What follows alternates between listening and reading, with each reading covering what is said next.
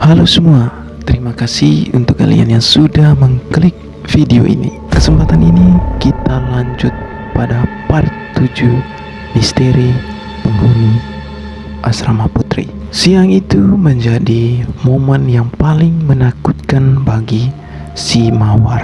Hal aneh telah menimpa dirinya. Sesampainya di asrama, Mawar dan Melati pun langsung menuju ke kamar tidur mereka.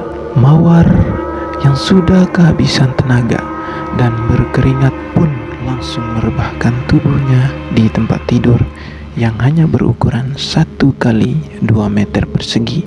Tempat tidur itu bertingkat. Setelah Mawar merebahkan dirinya di tempat tidur tersebut, Melati pun pergi menuju ke dapur untuk mengambil air minum untuk si Mawar dan juga untuk mengompres si Mawar. Sendirian adalah hal dan momen yang paling menakutkan dan tak diinginkan oleh si Mawar di saat-saat seperti itu. Di tengah kesendiriannya yang hanya beberapa saat ditinggal pergi oleh si Melati, kembali hal aneh terjadi dialami oleh Mawar. Mawar merasakan sepertinya ada 3 sosok yang datang menghampiri dirinya.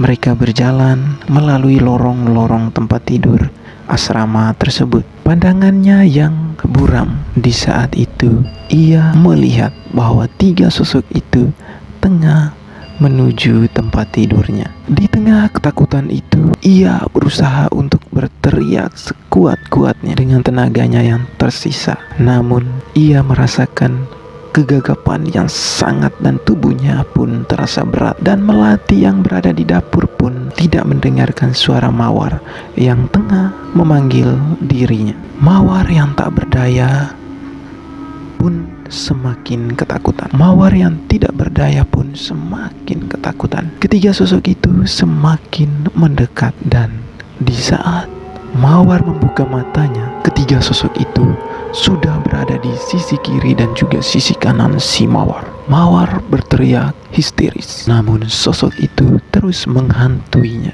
Tampang mereka sangat-sangat mengerikan dan menjijikan sekali.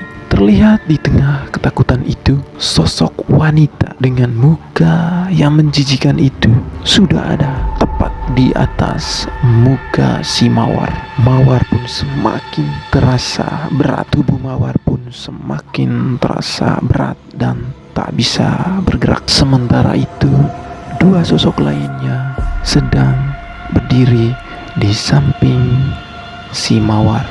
2 sosok itu merupakan pria yang telah meninggal di tempat itu dan juga pria yang tadi Mawar lihat saat di kelasnya itu. Di saat hal yang mengerikan itu, Melati pun datang. Ia membangunkan si Mawar yang sudah sangat tak karuan.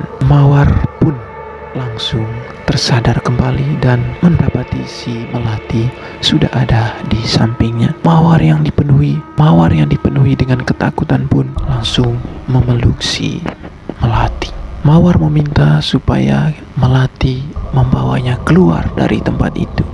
Namun si Melati pun tidak mengiyakan begitu saja sebab tubuh Mawar masih sangat lemas. Melati pun langsung memberikan Mawar air minum dan segera mengompres tubuhnya. Setelah dikompres, Mawar pun langsung tertidur. Melati pun keluar untuk membereskan barang-barangnya. Sepertinya sosok itu tak hanya mengganggu Mawar, mereka pun kembali mengganggu si Melati. Sepertinya sosok itu tidak hanya mengganggu si Mawar, Melati pun kini dibuat oleh para penghuni itu tahu akan keberadaan mereka di tempat itu. Di saat hendak menuju ke dapur, Melati merasakan ada begitu banyak orang yang mengikutinya dari belakang. Di saat ia menoleh, angin sepoi menghembus dan ia dan pandangannya tertuju pada pintu kamar mandi